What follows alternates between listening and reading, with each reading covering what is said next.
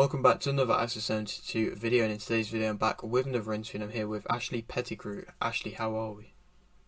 All good, yeah. A bit tired actually from today's session. A tough one tonight. Working but all good, yeah. As always. Yes, as always, great. And so, am I right in saying you're a 24-year-old Super World 22 2-0?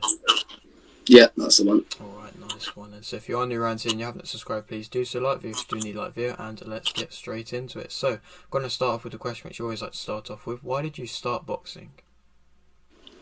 I actually started from one of my friends, got me into boxing.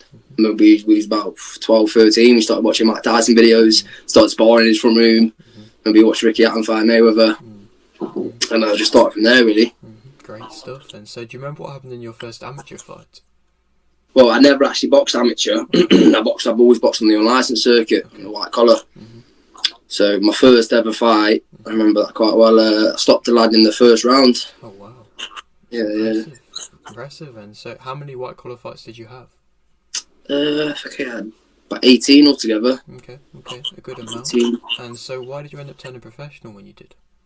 Just went down to BCB, started training down there, and then the coaches were just like, "Turn over, you ready?" Great stuff. That was always the goal for me, to be fair.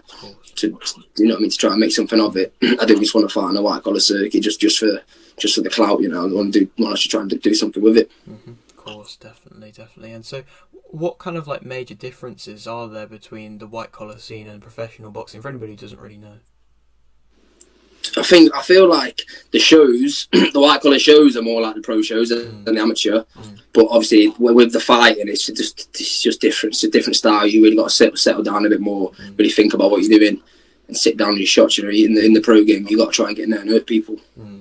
Definitely. And so far in the professional game, you're doing very well. Of course, 2-0 unbeaten so far. And so, out of them two fights, which one would you say you've performed the best in?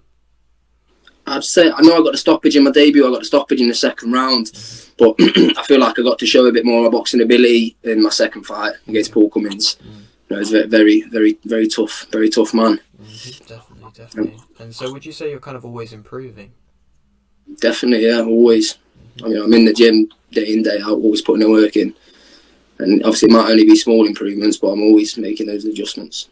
Great, good to hear. And so, what would you say is your kind of main motivation at the moment? My main motivation at the minute is to try and get towards an area title. Definitely. I've spoken with obviously my managers and my coaches in the gym, and they think I've got more in me than that, which I think I have as well. But at the minute, my short-term goal is just try and get to an area title.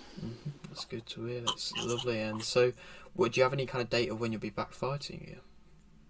Working towards a date in April. Not got an exact date yet, but I'll be fighting in April. I'm supposed to fight in Christmas, before Christmas on the 16th of December, but unfortunately I got ill the week before. I had that flu that everybody had.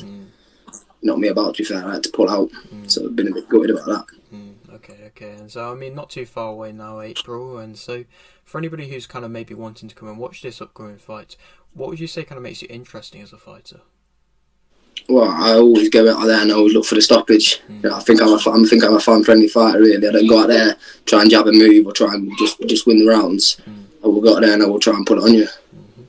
That's great stuff. And so, is there any kind of fighter which you kind of have a similar style to? Any kind of big professional fighter you have a similar style to?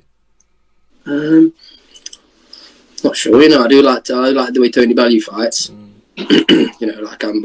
I'm a decent counter puncher, but I also like to be on the front foot. That's a good style. And so I'll leave you with this final question, which you always like to ask. You've got a little bit of a platform here. Would you like to shout anything out? Just to shout out to my sponsors.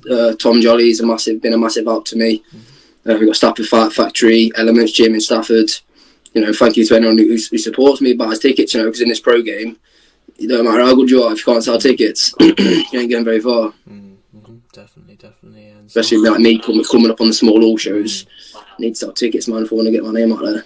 Definitely. And so, I'm sure you will, and I'm sure it won't be too long until you are fighting for titles, and maybe we can come and do a return interview then. Yeah, definitely, yeah. Great stuff. Alright, well, thank you very much, mate. And so if you are new around here and you haven't subscribed, please do so. Like the video if you do like the video, and thanks for watching.